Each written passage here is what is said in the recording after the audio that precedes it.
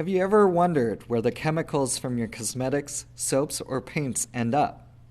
Some run down the drain or end up in landfills, but we found that 40% drift into the air where they contribute to urban air pollution.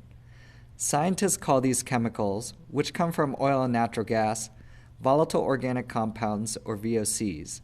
And VOCs react in the atmosphere to make pollutants that harm our lungs and damage crops. It might seem surprising that VOCs in everyday chemical products could be much of a problem for air quality. After all, only about 5% of raw oil is refined into chemicals for products. 95% ends up in fuels. And everyone knows that dirty vehicles were responsible for LA's choking smog decades ago. But now cars emit fewer pollution-forming gases. So today, it's different.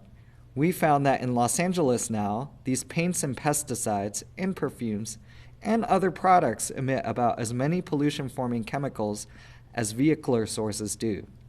There's a lot more to learn. How do chemicals used primarily indoors affect the outdoor atmosphere?